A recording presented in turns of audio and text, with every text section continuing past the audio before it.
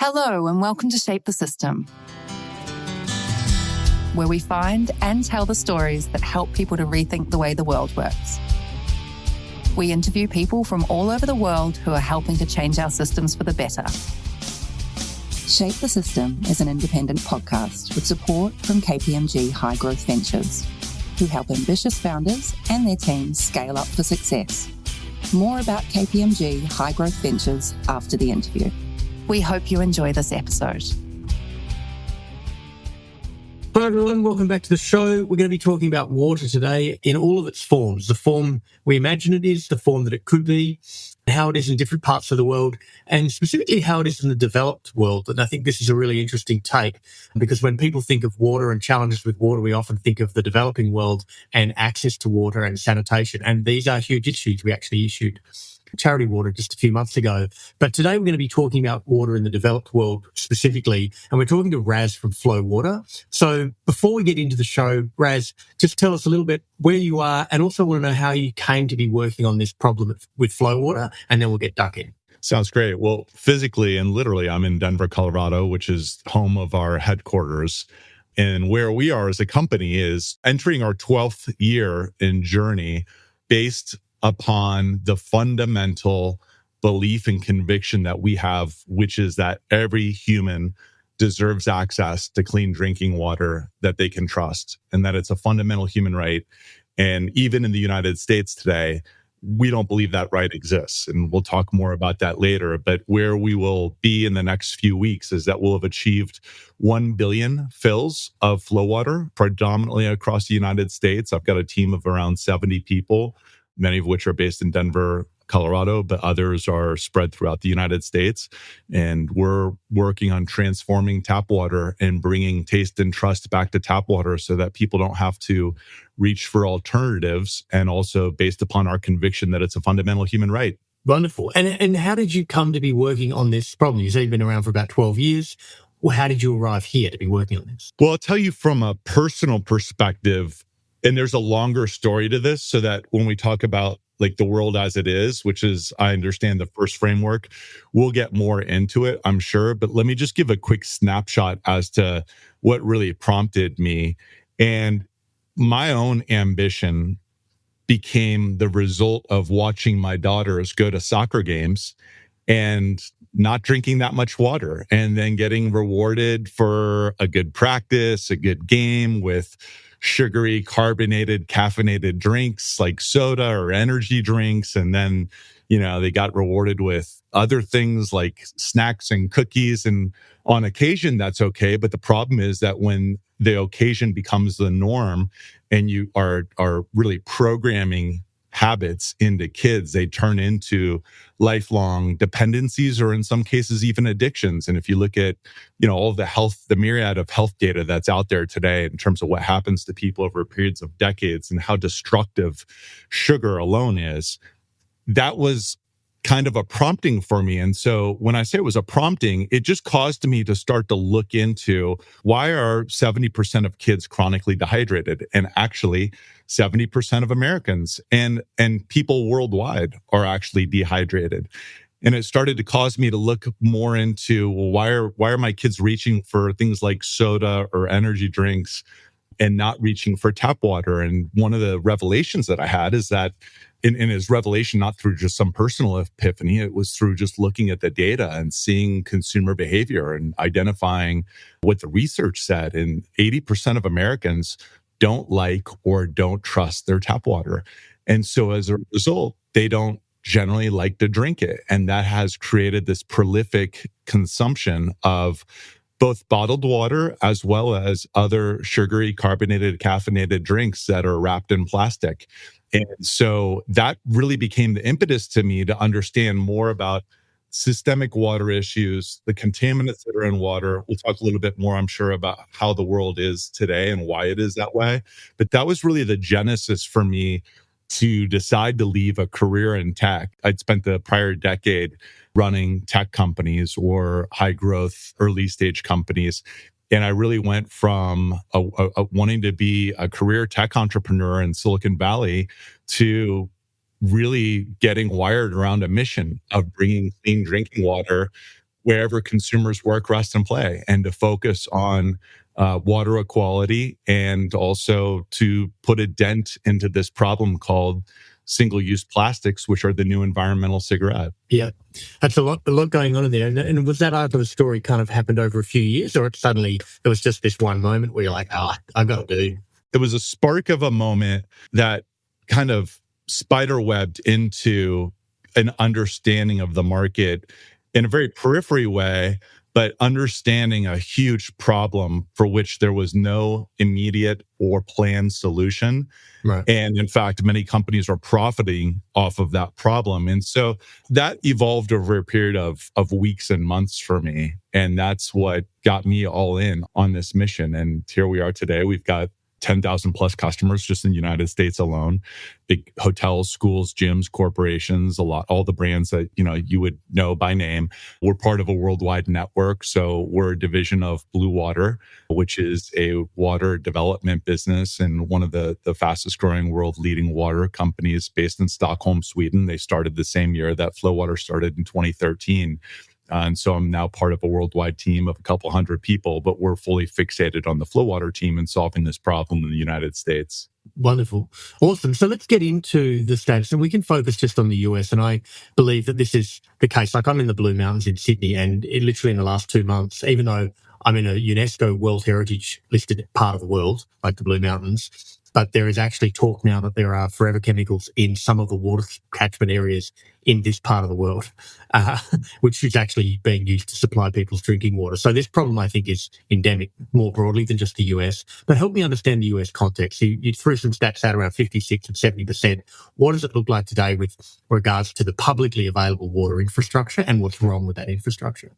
Vince, I think you're right on, which is that in developed worlds, in countries, this is more similar in problem than it is dissimilar. Now, people are in different levels of denial. Even in the United States, you go to certain markets and there are some people that are adamantly in denial, but the data is irrefutable. And I'll just give you a couple examples of the data, and we'll talk a little bit about why this situation, in my own opinion, exists for the reasons that it does. But if you look at lead, which is horribly toxic, especially to developing young minds, and it's essentially and basically impossible to get out of your system once it's in there. Over the last 5 years, 56% of Americans have been drinking water out of the tap with lead in it, number one. Number two, there's no federal mandate and there's no federal law in the United States today that requires every school to test for lead. So you could be sending your kid to a school and it's completely subject to either the state or the local municipality for lead testing. Number three, even once there will be federal standards in the next couple of years, I believe it's at 5 parts per billion. The American Academy of Pediatrics says there is one safe dose for lead, and that is 0 parts per billion. 0 is the effectively safe concentration of lead. It's 0. And anyone that refutes that is flying in the face of the American Academy of Pediatrics as well as logic. And so that's just one example, the prolific set of problems, and we can go down lead as an example, which is you've got aging infrastructure. And I won't talk about that until I cover a few other things, which are PFAS. PFAS is another issue. Because of our prolific use of chemicals. And I'll just, again, give a United States example, but a lot of this just applies in most developed markets across the globe. In the United States, there are over 60,000 chemicals that are used agriculturally, commercially, that are in use in the United States. 97 of those chemicals are regulated in our tap water. The other 59,000 and change are unregulated, and they make their way into the water. It's that simple. And so, when you drink tap water today, you're drinking a cocktail of chemicals, and some of those include heavy metals. Some of those include pharmaceuticals and herbicides and pesticides like Roundup. There's some reports in the United States where some locations and many regions, over 70% of that tap water has trace amounts of Roundup in it. And the list goes on from there. And so we're living in a world today that has this infrastructure issue very dated infrastructure. You've got supply lines that are very aged and dated. And it's a $1 trillion 50-year problem to solve. And I don't feel like it's municipal water's fault either. Everyone is always looking for someone to blame. And I think, there's certainly plenty of blame to go around on this. I think the most important thing is that we look to solutions and how do we solve this immediately now. But I think this is fundamentally far outside the bounds of what municipal water can even deal with, because the chemical concentrations and the aged infrastructure has been in such decline over the last few decades that municipal water treatment plants were never intended to be handling things like PFAS and Roundup and pharmaceuticals and chromium-6 and these other issues. And so it's also an issue that politicians do not want to touch. Whether you're on the right or the left side of the equation, most politicians don't want to touch water infrastructure. And while there's water infrastructure investment and some bills and legislation, the reality is to really shine a light on the problem is a problem for a politician because they're living term to term. And these are very difficult long-term problems that need to be solved over many decades, far beyond when they'll be in and out of office. And so, you have these dynamics that are going on, which is a prolific contamination of our tap water that, in my opinion, makes it generally unsafe to drink. You have aged infrastructure. You have political climate where not a lot of people want to touch this. And then the fourth thing that you have going on that makes this so incredibly complicated is that you have big beverage companies that are profiting off of this. The worse the water quality is, guess what happens to consumer packaged goods sales? They skyrocket, right? The worse your tap water is, the more you're forced to buy bottled water. The worse your water is, and when you feel like drinking something else other than a bottle of water, you're drinking more sugary, carbonated, caffeinated junk wrapped in plastic. And so you actually have this prolific problem of a very difficult to solve problem to begin with. And then you have a lot of people that are profiting off of it. So basically what we've done, and kind of just to put a capstone around this, is what we've developed is technology that can be deployed today and solve the problem today by just hooking it up into any existing water line with a FloWater refill station. And each FloWater refill station will basically take whatever is potable tap water and completely refine it, purify it, remineralize it, make it taste better than your favorite bottle of water straight from the tap. And so fundamentally, what we're working to do is to restore America's trust in tap water through FloWater, as well as have them fall in love with the taste so that they prefer it rather than preferring any substitute product. Yeah. And I want to get into specifics of exactly how that technology does that. So I definitely want to come into that. The thing that I just want to understand about the aging infrastructure, and it might sound like a nuanced point, but when the infrastructure was built 50 to 100 years or progressively over probably an 80-year period or whenever this happened, was it that at that time none of these issues were prevalent, or there was always chemicals floating around, or it's being leaching out of the pipes and the infrastructure the whole time? Like, where are the chemicals coming from and was just not known at the time, and now we know about it because of the way that we understand and can measure these things? Like, how did we not know then, I guess? It's a great question. Well, I think it's a really complicated problem that we could probably spend the next 45 minutes talking about, and I promise you we will not. However, in summary, there's a few things. One is, at a certain point in time when parts of the infrastructure were being built, pipes were being laid that had lead in it, and that was a known toxin and neurotoxic and toxic to human health. So, you have some of those things that are out there. The second is that, when you look at water purification plants and municipal plants, they were never geared up. Most of those, when they were built, they were never geared up to be used with and remove things like Roundup. Roundup didn't start to get heavily used until the early 1970s. I believe it was 1973. And it was for the first years, it was fairly limited to agriculture. But what happens to water in agriculture is that it runs into lakes, tributaries, rivers, and becomes a part of our water ecosystem, and concentration matters. And it's a compounded effect, just like an individual smoking, right? You smoke a couple cigarettes and maybe other than coughing, there's probably not much physiological change that happens to you. And then you do a couple thousand and tens of thousands and hundreds of thousands. And suddenly there's a compounded effect to it. And so what we're seeing today is the compounded effect of many chemicals that were not intended to even be policed, so to speak, or filtered or purified or removed as part of the process. Just, I forget exactly what the data set is over a period of time, but I think just over the last 20, 30 years, there have been another 30,000 chemicals that have been introduced in use in the United States. And so it's just impossible for conventional water treatment plants to be able to keep up with that. Another big issue that we have are microplastics. And this is a global issue, right? It's in our air, it's in our water, it's in our food.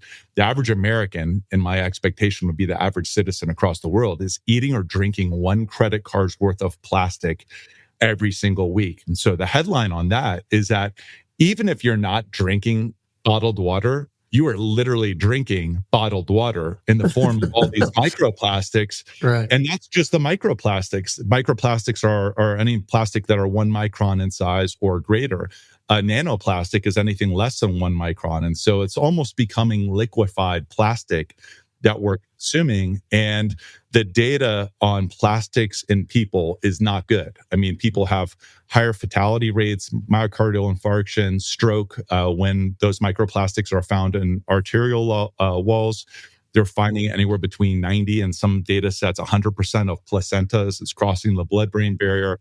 In plastics, the number of chemicals that go into the creation of plastics are 10,000. Just as a corollary, 6,000 only 6,000 chemicals are used in the creation of cigarettes. Now, I'm not suggesting cigarettes are a good alternative to drinking bottled water. The point ultimately is, I think logic would cause us to realize that, if we could have a choice in the matter, we do not want this junk in our tap water. We do not want this in our bodies, and that with enough systemic overloading, bad things will end up happening physiologically. And that's exactly what we're seeing.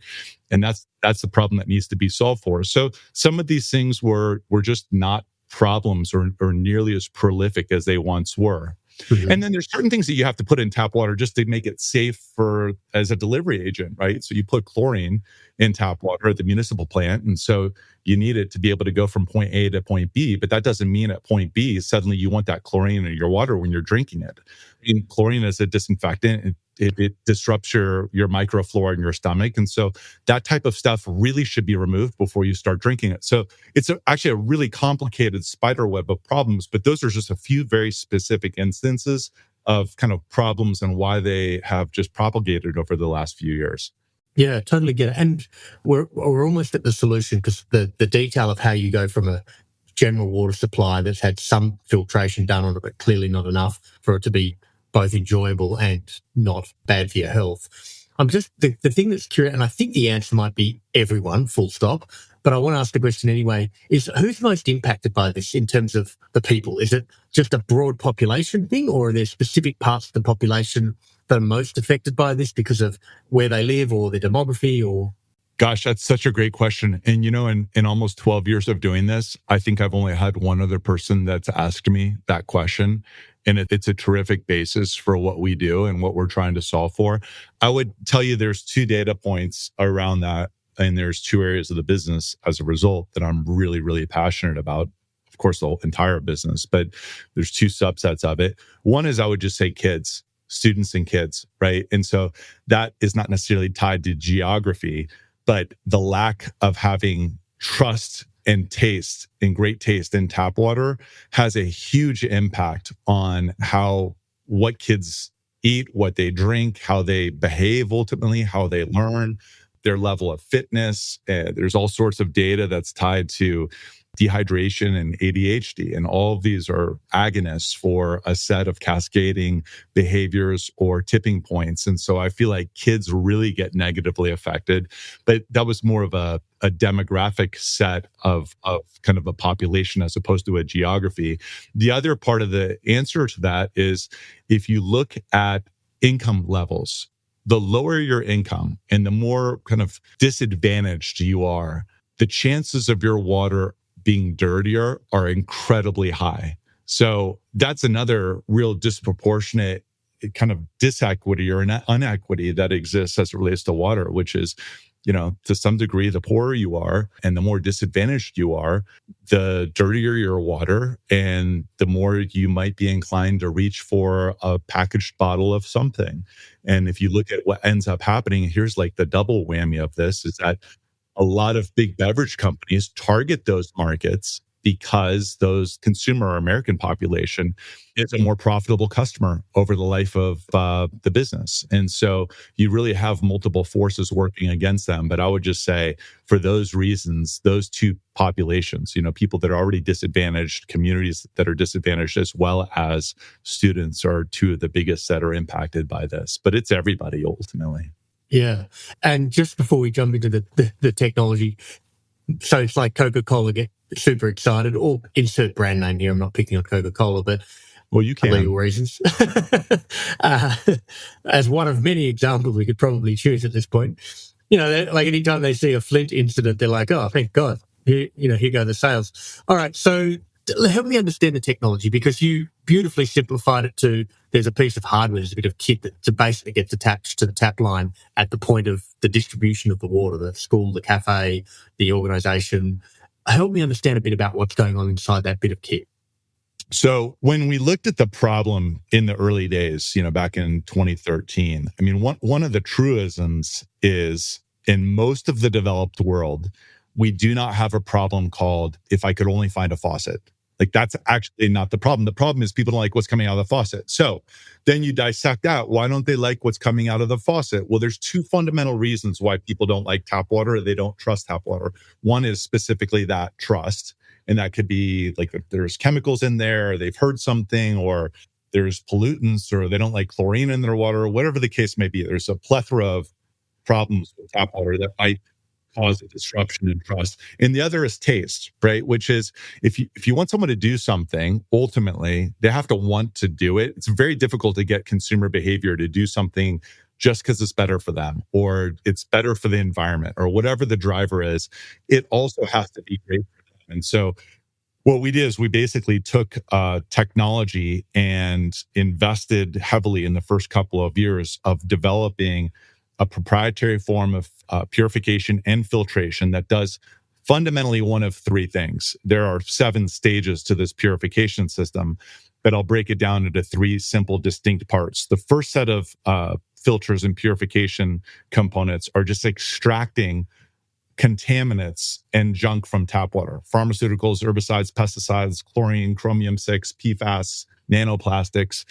And then the second stage of filters are reintroducing vitalizing minerals that are also important for taste and hydration into that water in the amounts that you want and you need. And then the final stage is really a finishing filter that just imparts this super clean, crisp taste that gets most consumers, 8 out of 10 consumers in the tests that we've done, prefer FloWater to their favorite bottle of water. And so the idea behind this is use innovative today's technology to solve today's problems. And that's one of the biggest issues in the water hardware space. If you look at, we're not at a lack of water hardware in the United States. We're at a huge lack of sophisticated water hardware, but there are 10 million water fountains in the United States. There are 6 million 5-gallon jugs. There are 2 to 3 million point of use water coolers. And that data really applies in much of the developed world in terms of kind of the ratios and the product mix out there.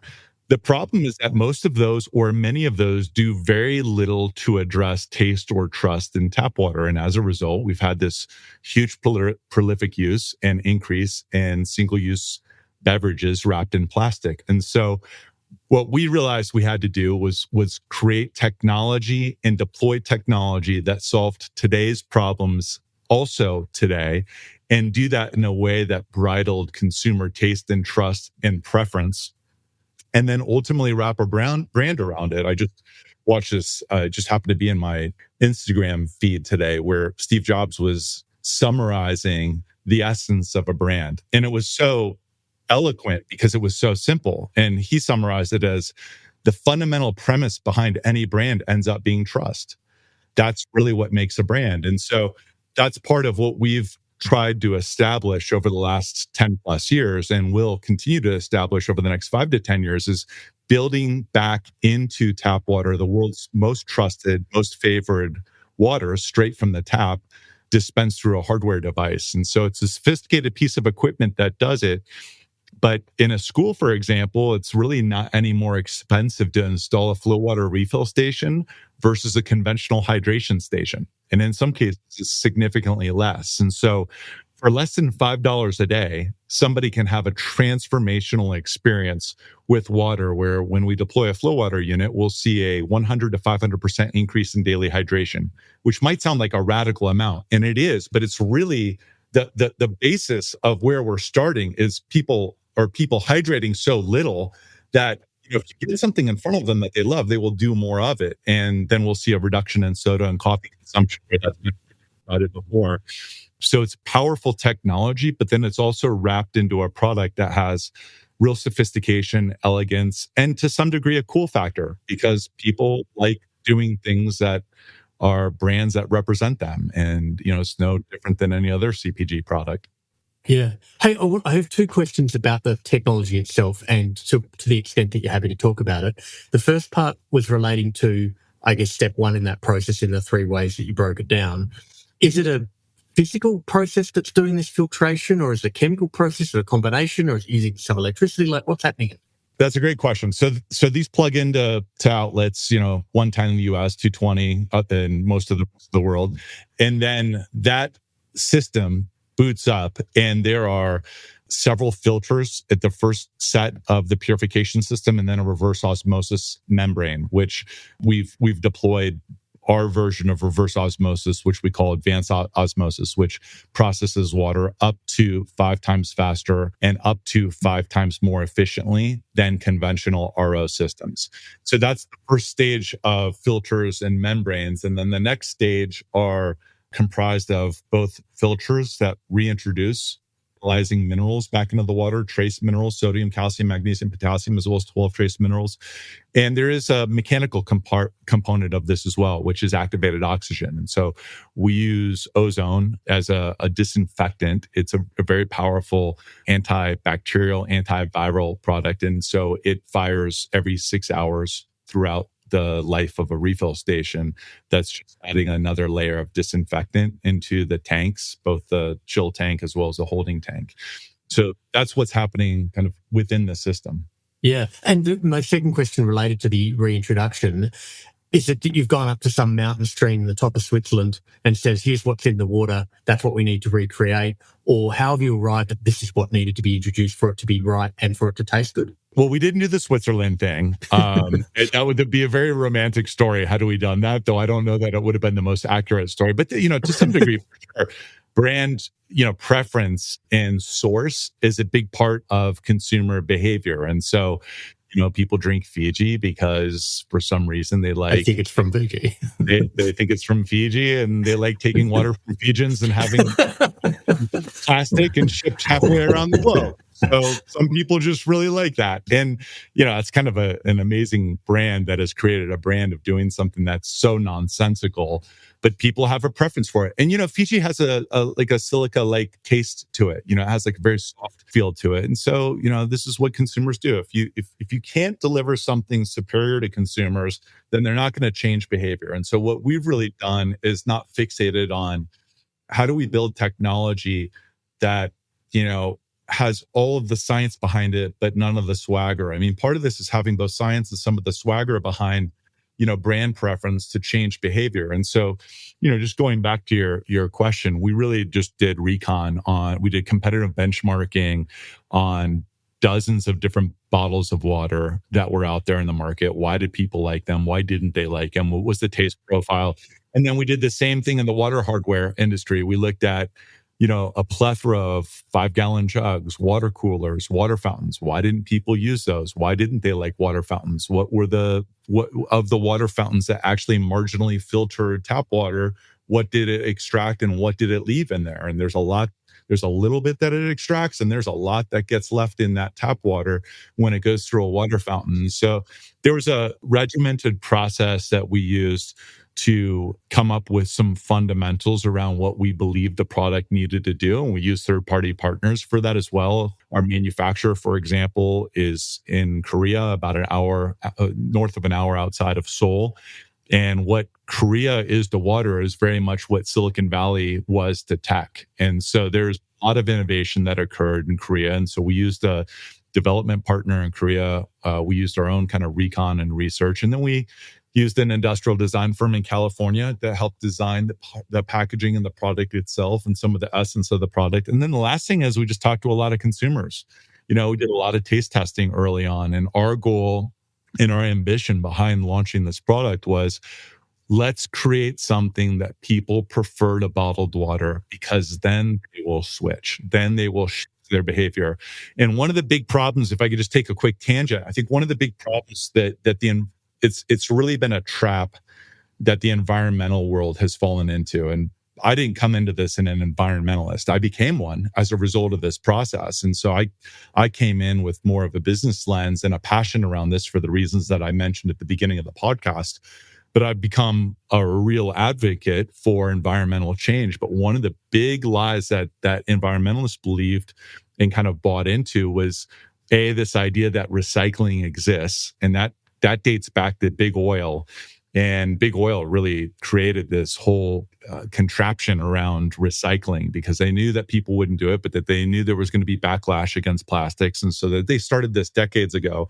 And, if anyone questions that, all you have to do is Google and look at the recycling rates around the world over the last 30 years. And there's basically been no improvement. And the reality is, even once it ends up in one of the recycling bins, it's 90% chance that it's not going to make its way through the reclamation process. And so the solution is to uncycle. The solution is create a product that consumers so much greater prefer to whatever is wrapped in plastic that they no longer want to reach for that anymore. And so going back to kind of the lie that kind of was told and espoused by, I think, the environmental side of the equation, with the best intentions, I would add, is trying to keep driving people back to tap water. So you have this weird vicious cycle, which is consumers don't like it. They don't trust it. They say, hey, we are throwing this out. We do not want tap water. We will not drink tap water.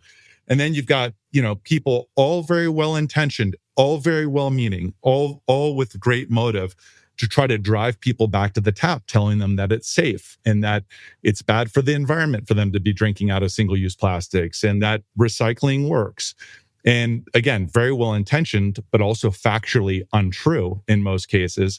And so you end up having this vicious loop where the consumer ends up resenting the message, not trusting the messenger even more, and they keep reaching for alternatives. And the way to solve that is to get people back to the tap, fall in love with tap water again. And they have to do that with the treatment of your water twice. We are now in a world today where even if you live in a first world country, you have to treat your water twice. And the FloWater refill station enables a plug and play option to do that and restore trust and taste into tap water on an immediate basis. And that's really what we're solving for, while also advocating for greater change. There are other things that I advocate for when I speak to sustainability groups. I was at Sun Valley Forum. I did a TEDx talk on this. When I speak, kind of to the market in general, I am all for building and putting money into infrastructure, improving the water municipal plants by further regulating some of the pollutants that are making their way into tap water. But these are problems that just cannot be solved for decades. So tomorrow never comes if we don't start today. So we should start today.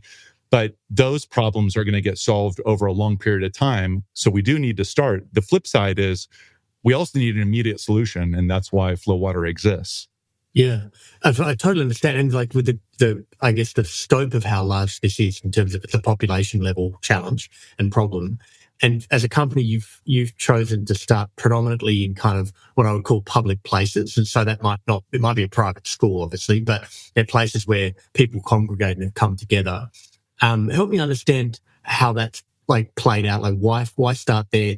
There's probably a bunch of reasons, but I'm interested not just in there's a lot of the customers are there, but also understanding how economically that ties together as well. You spoke about $5 a day. Help me understand how those pieces hang together. Sure. Well, when we were starting, of course, the idea is to make a big impact. And so, one of the ways that you make a big impact is you got to pick the right verticals and the right business categories and segments to go into. Though the flip side to that is when we started this journey about 12 years ago, certain categories were more ready than other categories, right? So you might have looked 12 years ago and said, gosh, hospitality is just such a ringer for this. This is so obvious. Well, hospitality wasn't nearly as ready then as it is today. I mean, today it is a huge problem. Like, a lot of hotels are giving away bottled water. So they're spending, in some cases, tens and tens and tens of thousands of dollars every single month, every single property, just giving away bottled water. And it's a little bit like having a cigarette machine in your lobby anymore, right? I mean, this is one of those things where I started off one of my talks smoking a cigarette, and the audience was so in shock. Like, they thought it was just so outlandish that someone would start a presentation. Oh, you got smoking during the talk at the start. I had to get some permissions in advance to say, hey, like, guys, don't like come out with a fire extinguisher. But I did it, and it was so jarring to everybody. And I knew it would be, and that's why I did it. But the reality is, it wasn't that many decades ago that would not have been abnormal, would have been accepted to do that. That's exactly what's happening with bottled water today, which is, it used to be you walked around with a bottle of water that had a brand on it and you looked really cool. And now you look like someone that is either, really comfortable drinking your plastics in the form of water, or you're doing something really crappy for the environment. And in most cases, it's both. And so I think part of our evolution of this is you go where the market is most receptive and where you're solving the greatest amount of pain point today. And very quickly, after a period of years, that became 4 distinct verticals that we have doubled down and tripled down into, because there are huge problems in each of these 4. And I would even say a 5th vertical, but it's not part of our core business. And those 4 verticals and business units are hotels, schools, gyms, and corporations.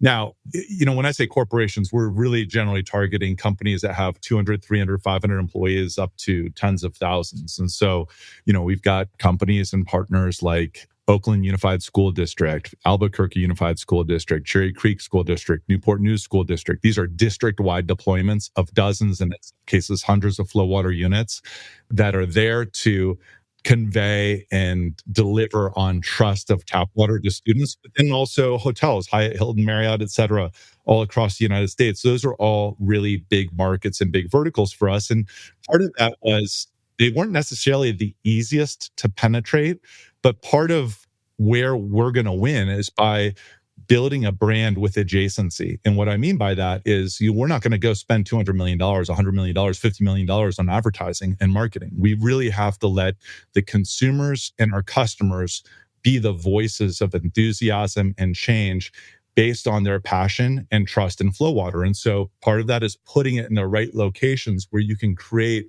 an evangelistic movement, so to speak, towards there's a better way where you can get your water not wrapped in plastic, not full of contaminants.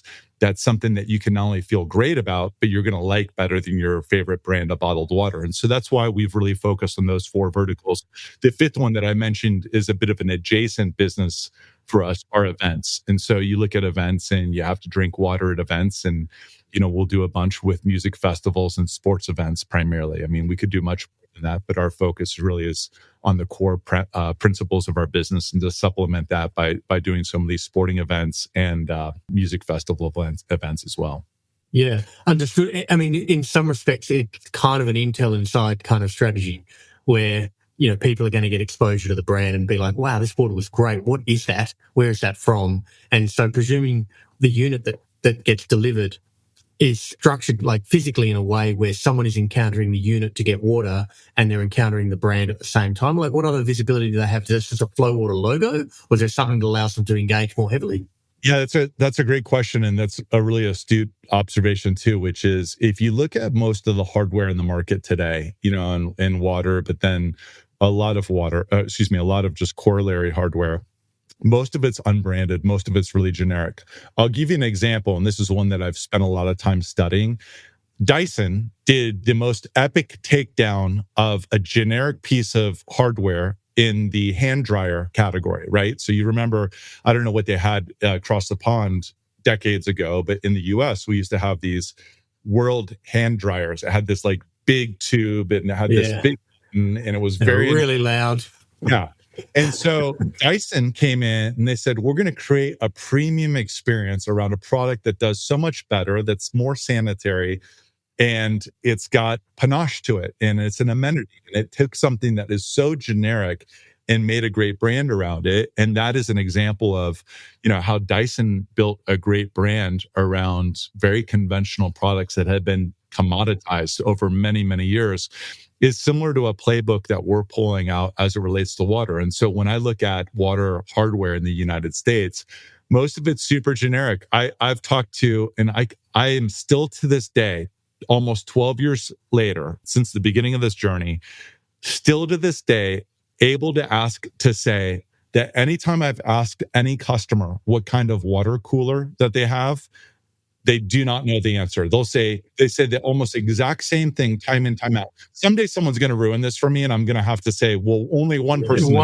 Yeah. It would actually make it a lot more believable, but it's not true. I haven't said it yet. But they all say, hey, I don't know what I have. We have these black box water coolers. I have to check procurement or check the invoice. They just don't know what they have. And so part of this is, we want to be able to establish a brand in front of customers. And that brand is not the hardware. The brand is the product that's coming out of FloWater. FloWater, the beauty of FloWater and the product of FloWater and the magic of FloWater is the water itself. It's not the hardware. And so, yes, the machines are, and I wouldn't say heavily branded. Someone might say it's heavily branded. It's actually not. I would say it's instantly recognizable as a brand of something that stands for taste and trust. And when you're drinking it, I've never once heard anybody say, I'm drinking LK water. That's a name of a water company, right? Or like, I'm drinking, this brand water cooler water. But when we have a FloWater deployed into a customer location, that brand to them is represented by the product and what's inside their bottle when they fill FloWater refill stations. So they talk about it in a personalized way where they say, hey, I drink FloWater all the time at my office. I love grabbing FloWater on the go. My kid's school has FloWater and they love it. And they point of pride. Right? And so it ends up, I think a big distinguishing element ends up being, for us, the brand. That the hero is the consumer and the brand is the product. It's not the hardware. The hardware ends up being a delivery agent for the brand, and that brand of water that's coming out needs to signify taste and trust. Yeah, it's a fact. Like it kind of, in some respects, it feels to me like you're at a Tesla Roadster kind of moment in the overall inflection point here, which is that there is a small, and by small I mean all the hotels in Australia and America, so small relatively speaking, but there's a specific opportunity that you're targeting right now that will actually provide brand access to thousands, if not hundreds of thousands or even millions of people. And it actually sets you up ultimately for being able to take the whole thing into people's homes. Is that kind of directionally where this goes?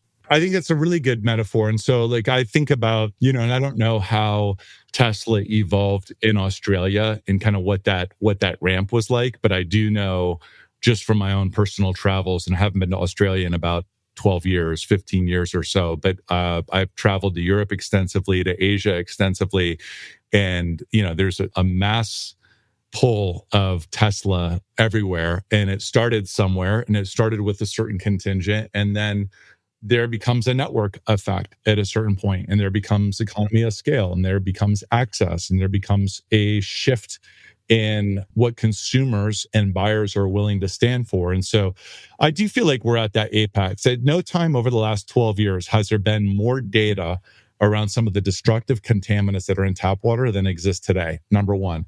So unequivocally, anywhere in the developed world, I would argue and by the way, it's not a commercial for FloWater refill station. I mean, of course, I think it's the best $5 USD that you could spend any day to radically improve employee health and guest experiences and student ambitions, et cetera. That said, there's a plethora of things that could be used in the home as well. And we don't directly have a home product. My sister company and parent company has home products, but I also recommend, if my friends ask me, what should I do for the home? I send them a list of things, most of which I have no affiliation with.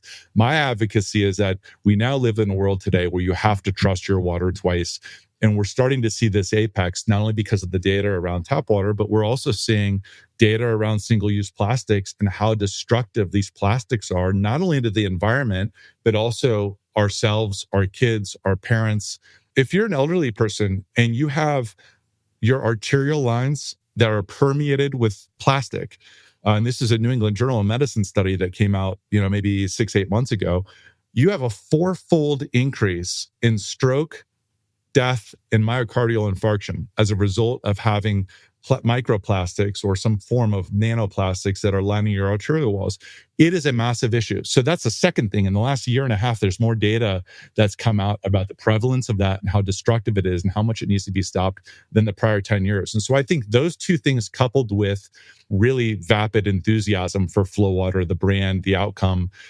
I just came back not that long ago. It was, roughly 6 months ago from Oakland Unified School District, where they hosted this, kids all got together and they basically hosted a program for us to attend. And I got this award on behalf of the company. I just get to receive it because I'm CEO, but everyone else is doing all the hardcore work, of course, and men work too. But I got 70 people that are just really busting their tail day in, day out to make this mission a reality. And I'm so grateful for them. But I go and get this award, and these kids are like, doing cartwheels, doing chants because they saved, 7 million bottles from the environment in the last 5 years. They ended up buying another 80 FloWater units to deploy into schools. And so, there's a real movement that's starting to happen. And so, God willing, yes, this ends up being a moment in time and an apex for us, though, we're working for it every day and we take nothing for granted. And it's with both confidence as well as hopefully some humility that we approach this market and try to do something that,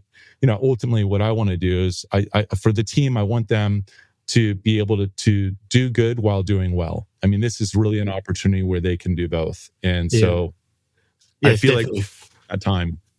Yeah, you've got the duality that I think one of the things that I've been thinking about is, because right up front, before we even hit the record button, you talked about the kind of the commodification of water. And I think in that context, you're talking about it being something that's just kind of there and not differentiated. And the opportunity, as you said, it's too commodified. And it's funny because you have to contrast that with actually, it should be it's a human right. And I think you said that up front as well, basic human right to have access to water, but we should stop having this terrible version of water. Water should actually be like this. And our job is to make this better version of water highly available as a basic human right. But in so far as the way that you take that to market, it's working with people who, in some respects, I don't know if it'd be legally, but certainly have some kind of fiduciary-like duty to ensure the health and the outcomes and the joy in a lot of respects of their constituent, whether that's the student or the guest, however it is. It's just an interesting needle to be threading. So one of the questions I have, though, which is unrelated to that, but on the economic side, just purely in terms of logistically, so that you have an ongoing service that has to be provided for the thing to be able to continue to function. Is that right? Just help me understand that aspect of it. Well, we have two parts to our business. We either lease the equipment, and the vast majority of people that almost everybody signs up for a lease. There's one segment that's an exception to that, and those are schools, public schools. Generally, public schools, because they can't sign multi-year operating leases, they purchase the equipment. So barring schools, and particularly public schools, most every other customer is leasing the equipment. The vast majority of these are signing a 5-year lease. And during the period of that lease, they are fixed into the pricing, which is for less than $5 a day. They essentially can get unlimited FloWater on tap from the tap that will radically transform their environment, whether that's a school or a gym or a hotel or a corporation. And in many cases, they'll actually save a ton of money because they're not giving away bottled water, or they're dispensing less coffee, or they, if they have free sodas at work, people are drinking less sodas because you can only drink so much fluid. And if you're filling yourself up with healthy things like FloWater, healthy hydration, you're more apt to do less bad decision making in your diet and in your drinking throughout the course of the day. And so the service obligation is when we lease equipment to somebody, and this goes in the United States, by the way. So, I want to just qualify this where, we'll have an international dealer in Australia someday. We have some that are in Europe and Sweden, UK, for example. We've got one in Guam who is doing incredibly well. So we've got these little pockets throughout the United States. If it's a direct customer of FloWater's, and they sign a lease, we are responsible for, maintaining that equipment, changing the filters, break fix items. And so there's some customer dependency on that as well. Like they have to give us access and they have to call us when the filters need to be changed, and they need to do things like pay their bills. But I mean, presuming all of that, we do offer something that is a warranty around the equipment for the 5-year duration of it, which is why the vast majority of the people lease, as well as the price gets locked in for them during that whole period of time. And they also get a discount on filter changes and if they bought the product outright. A small portion of our business in the United States, but an important part of our business, is the dealers and distributors, right? And so these are people that are in the food services, off OCS space, dealers and distributors that are already calling in these customers. They maybe are providing or selling other water products or coffee and tea products or break room products. And so they're bringing FloWater in. And part of it is demand driven. And so, going back to this tipping point, well, when new ideas start as new ideas, there's a difficult adoption curve, right? We're now past this being a new idea of a way to radically solve an immediate problem that's been in the marketplace for many years. And so that ends up kind of paving the way for consumers who have the greatest amount of voice and the greatest amount of pull to radically change the way the world drinks water. I mean, there's no better way. If you're a parent, you should be advocating for clean drinking water for your kids at whatever school they go to. That should just be full stop, a non-negotiable, full stop. And, I would say the same about when you go to a hotel, if you don't, without quite the enthusiasm and vigor of a school, because I feel really strongly about student health for all the obvious reasons. But, people don't like having bottled water at a hotel. Use your voice. People don't like having to fill up at a sink or use like that big trough of spa water when you walk into a hotel lobby, which who knows when it's been clean last. I don't drink out of that. I'd rather drink out of a faucet than one of those, Petri dishes. And again, best intentions, but this is just how life works. Then you have to advocate and use your voice to tell people what you want and what you expect. And it doesn't take that many voices to make an impact and to start a shift. And that's what we're underway right now. I wonder whether you might have like a cool marketing hack where you send random parents in areas that you don't currently service just school testing kits where they can go and take a sample of the water in the school faucet and see what's coming out.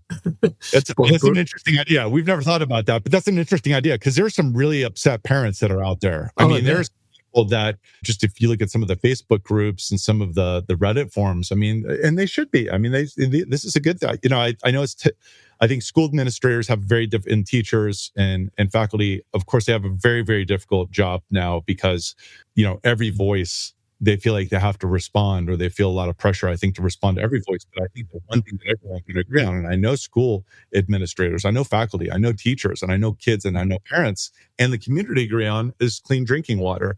How to go about that, how quickly to go about that, who is responsible for it. There's a little bit of probably pushing on that at times, but it's becoming more and more obvious as every month goes by.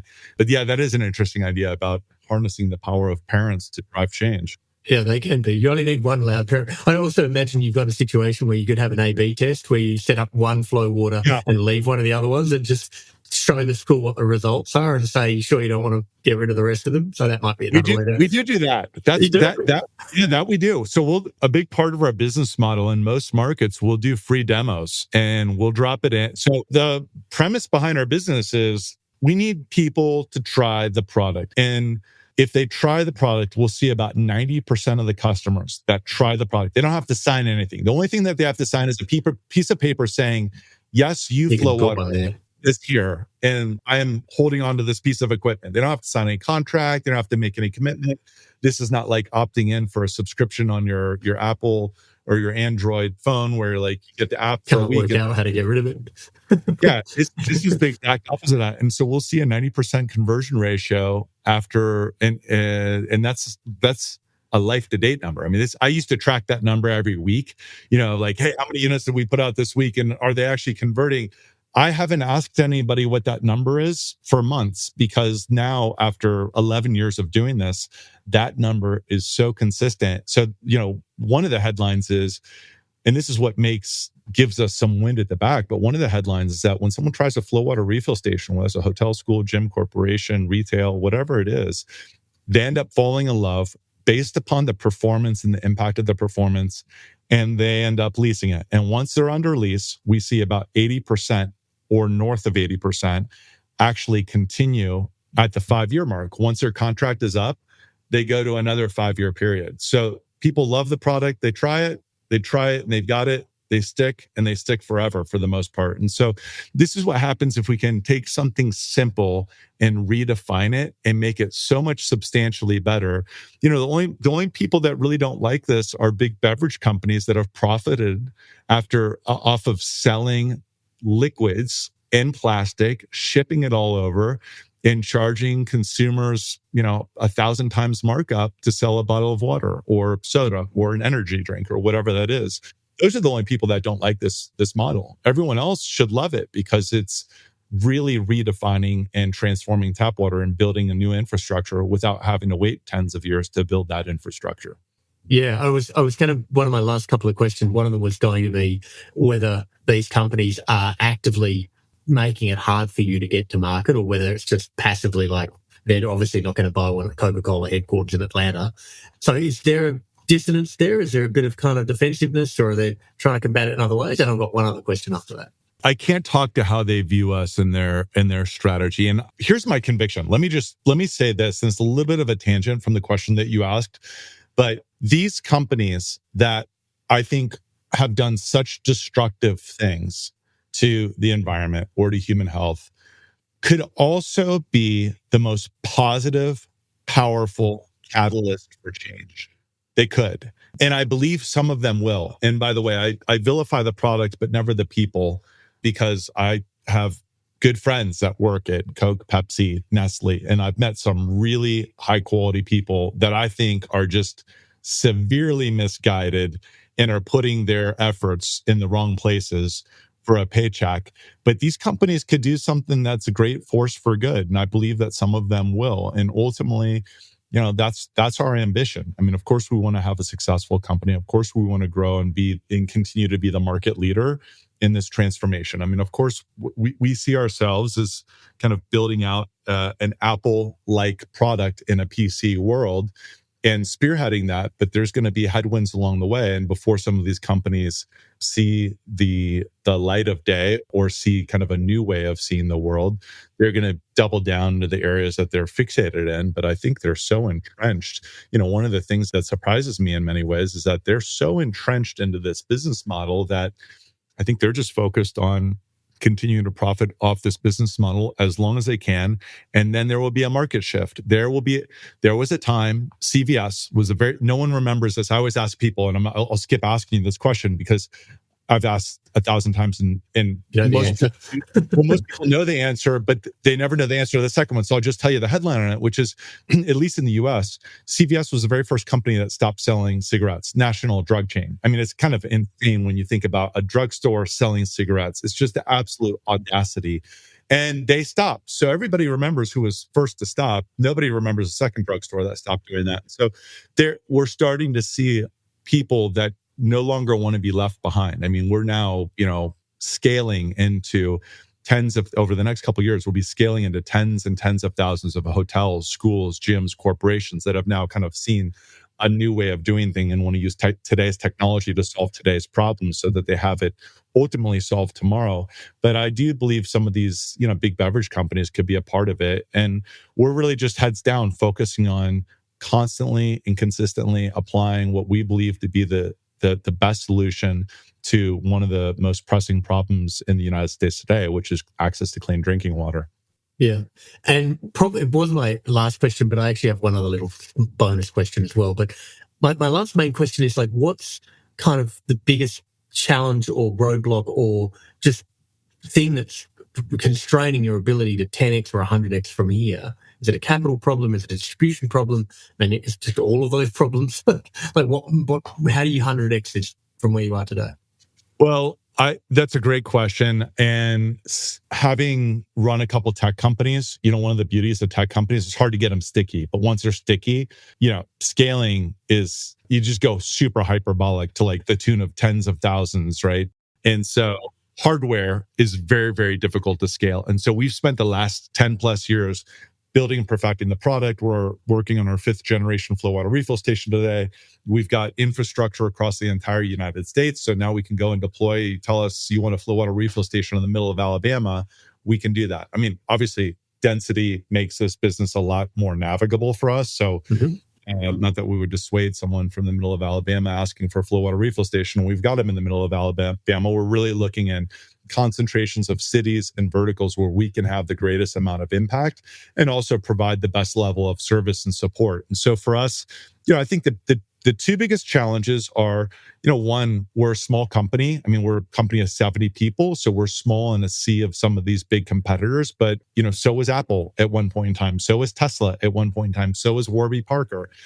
So was Nike, if you've ever read the book Shoe Dog, right? And so all of these, in fact, so was Starbucks. I don't know if you've read the book Pour Your Heart Into It by Howard Schultz, but, it's kind of hard to imagine that Starbucks was ever a struggling kind of entrepreneurial journey that never, almost didn't make it, but that is a true story for Starbucks as well. And so, for us, it's going now to the next level where we get in front of more decision makers, more buyers that are just willing to try the product. I mean, that's what changes this business is if someone's willing to try the product at scale. So we're talking about, big global accounts, big national accounts, big brands.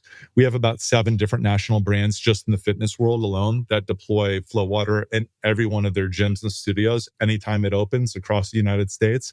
But getting into a national coffee chain, getting into a national grocer, getting into a Whole Foods, getting into every, big distribution centers and warehousing, for example, at scale. That's probably the speed at which we can do that is one of the biggest challenges, right? Just because there's only 70 of us and there's so much market opportunity. And so, there might be ways that we look to partner to grow that as well so that we can grow more non-linearly. That's what we're constantly evaluating. Well, yeah, always the perennial challenge of how to grow more and faster without blowing yourself up personally or at a corporate level. So my last little bonus question, because I figure you're probably the most qualified person in the world to answer this, is if I've got a FloWater set up in my school, let's call it, and I'm not drinking it out of the bubbler, but I'm putting it into something to drink to run back onto the field, what am I putting that water into? Like, what's the thing that's not going to blow it up at the very last minute? Well, I would say I'm a big fan of 2 kind of mediums, and one would be steel, the other is glass. And so I'm agnostic on brands of what you're putting it into. So we've taken a position where, our parent company sells various refillable bottles, they're fantastic, but we have really tried to take a position which is whatever the consumer likes putting on the most that they're going to use is the one that we want to advocate for. I generally would encourage people not to use a form of plastic. I mean, I would say, stainless steel or glass are the best. Glass is more practical when you're in a fixed location. So if you're in your office, using glass, but if you're not carrying that around, if you're carrying it around, having something that's got stainless steel kind of double insulated core to it generally will provide the best on the go or multi-purpose use experience, whether you're going to a gym, you're traveling, to hotels, or kind of just bouncing from home to work. Yeah, I just imagine it would break your heart seeing someone use one of your machines to fill up a old plastic bottle that they had bottled water, and you're like, no, we did all this work. Actually, it's so great that you said that, by the way, because that's everybody is so like, we'll be at music festivals sometimes. And, I go to these, I used to go to all of them. Now I just go to them periodically. We have an events team, but I got to tell you a quick funny story about that, which is, sometimes we'll have these festival attendees and they'll kind of like sheepishly like walk over and they're trying to like hide their bottle because they want to refill their plastic bottle at the FloWater refill station. And I actually make a big deal out of it. Like, I know I'm hugging them, I'm high-fiving, because that's the point, which is if they just fill one less time, like think about this. If the world just refilled every one of those single-use plastic water bottles rather than buy another one just once, we'd see a 50% reduction in single-use plastic water bottle consumption. So it's funny because it's everyone's natural affinity that it would be like heartbreaking to me to see someone fill up. Yeah. It's a potential convert. I'm like, hey, you are in the process. You're on the journey. Yes, totally. We've all so many of us have started the journey. I mean, I didn't know some of this stuff, a lot of this stuff 12 years ago, right? I mean, this became through the process of education and experience. And so it's funny that you say that, because that's everyone's natural inclination. And it's the exact opposite, actually. I am doing high fives and celebrating with them. And then I use it as an opportunity to talk to them about, hey, the stuff that you're drinking out of that bottle of water, like, there's a better way. There's a better way for you. There's a better way for the environment. And by the way, you're going to love the taste of it even more because it's fresh, it's clean, it's crisp, it's trustworthy. And that's how we start a movement, I believe. I love it. Raz, we're going to leave it there today. You covered a lot of ground. It was wonderful. Thank you for making time on a Sunday night, your time. Of course. I appreciate you. Fantastic to talk to. I had a blast on this. Thank you. Oh, that's wonderful. Enjoy it. We hope you enjoyed this episode of Shape the System. As usual, if you'd like to suggest a guest, someone that you know who's helped change a system for the better, please go to www.shapethesystem.org, click on the top right-hand corner, then click Suggest Guest. Make sure that you click subscribe so that you get the new episode. Shape the System is an independent podcast with support from KPMG High Growth Ventures. Connects founders to the services they need along their journey. Whether you are looking to refine your strategy, mature your finance function, prepare for a capital raise, expand abroad, or simply comply with regulatory requirements, they provide you with the support you need to drive your business forward.